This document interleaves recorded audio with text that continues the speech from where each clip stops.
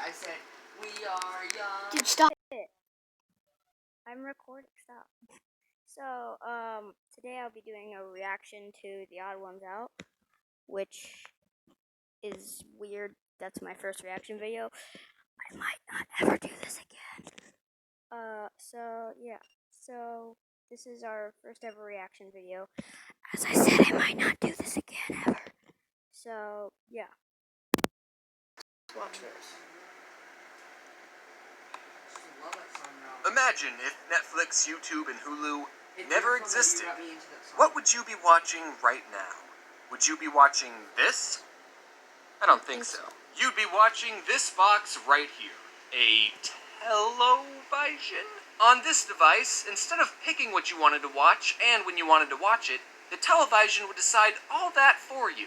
And instead of watching a single 5-second skippable ad in the beginning, you'd have to watch 5 30-second long unskippable ads. Can you think of anything more annoying? An advertisement right in the middle of your show? Can you think of anything more annoying and advertising right in the middle of your show? James. James. Let's think about that for a second. I don't know if my parents are being cheap or trying to discourage an unhealthy habit of watching too much TV, but growing up, my parents didn't have cable television at all in the house. Now, in this modern day and age of online content, some of you are living perfectly content lives without cable. I know I am. But you have to understand, in the early 2000s, online video wasn't a thing. Yeah, YouTube was created in 2005, but what did that have? This guy at a zoo? That's lame. So being an early 2000s kid, you had to get your cartoons through the TV. And if your parents didn't pay $65 a month to get cable, then you didn't get the channels with SpongeBob, Jimmy Neutron, or Courage the Cowardly Dog. The only thing you got was this green brother and sister called PBS Kids. And whatever these things were. PBS Kids stands for Public Broadcasting Service. Kids. That meant all the shows on PBS Kids were government or privately funded.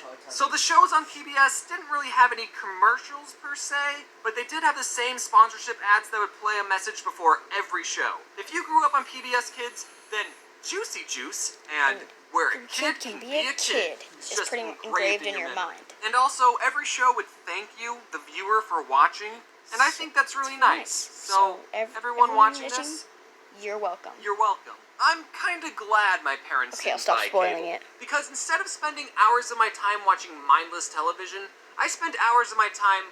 Hold on. Instead of spending hours of my time watching mindless Okay. television, I spent hours of my time watching television with morals. And math. Yep, a lot of shows on PBS were either educational or taught you how to be a good person. The shows I'm going to mention had pretty crazy concepts, but the conflicts in each episode were very down-to-earth and slice-of-lifey, almost like the shows were made for children. Like in Clifford the Big Red Dog. It's a show about this girl's dog who grew up to be the size of a freaking house for no reason, except for the fact that the girl loved the dog so much that he grew up to be a monster. So that means if your dog is normal-sized, you don't love it enough. And it probably doesn't love you. So, yeah, Giant Red Dog is a pretty weird premise, but the episodes were about everyday things, like this blue dog feels bad that he tore up his owner's sweater, and his friends tell him to just be honest, and he does, and everyone's happy. Or the episode where this new dog moves into town, but he's missing a leg, and then Clifford and his friends have to learn that having 3 legs still means you can accomplish a lot of things any normal human can do. Dog. And I rate this show a 10 out of 10. Next is Dragon Tales, the show that made dragons kid-friendly. There's Org, he's the biggest, not so brave of heart. There's Cassie, she's so shy, but so very smart. There's Zach, Wheezy, and there's tales of fun. Cause No two heads are better than one. Dragon Tales. You all know it's time for Dragon Tales. The show is pretty similar to Clifford. The characters would spend an episode learning everyday things like how to do a cartwheel. Yes, I have watched probably all of these episodes over about 4 million times. Or they would try to make it rain so they could show their friend what a rainbow looks like. And there was also this grandpa dragon who knew Spanish for some reason. Don't come too close, niños. And that wasn't the weirdest thing on the show, actually. There was also a dragon character In a wheelchair? Which, just like Clifford, is a good character because it teaches kids that disabled people are still people who can accomplish a lot of things. So I will probably cut this off in like the middle of the Odd Ones Out video because I don't want my video to like get corrupted, because one of my friends' videos got corrupted like 2 days ago, and now I'm scared that if I have like a video over about 8 to 9 minutes, I'll get corrupted. Or that was just like a one-time thing. So I'll try out this video for like 10 minutes. But I think it's a weird combination of two things. A dragon, A mythical beast known for destroying cities in a wheelchair. If you wanted to stop a dragon from destroying your city, then just you just don't install wheelchair ramps anywhere. I should stop talking. I rate the show a 10 out of 10. Now let's talk about Arthur. Here's some fun trivia. Arthur is supposed to be an aardvark. Personally, I don't see it. Basically, it was a show about Arthur and his other furry friends learning Okay, I am so sorry about me doing this. I just like really love the Odd Ones Out. lessons, but Arthur tended to tackle more serious subjects than the other two shows. Like, they have episodes where DW hears her parents get in a fight and she worries about them getting a divorce, or the episode where Arthur Falcon punches his little sister, and even having to deal with someone you know getting cancer. What? Cancer? The character gets treatment and lit, by the way. Because it's a Because kid's it's a show. 10 out of 10. Next, let's talk about my favorite show on PBS Kids. Cyber Cyber Chase. Chase. Cyber Chase, we're moving the active game.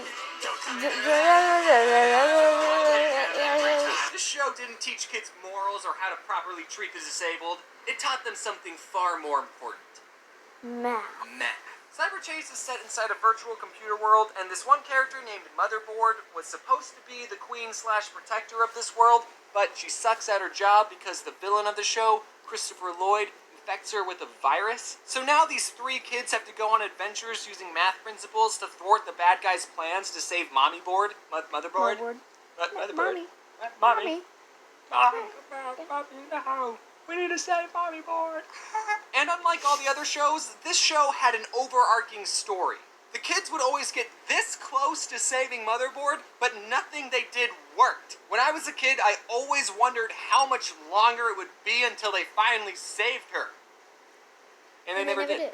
The show's been going on for 16 years, and they're still learning new math principles trying to save Motherboard. I think they're at calculus at this point. The show is teaching you slower than an actual school. What kind of a show makes you wait 16 years for a conclusion?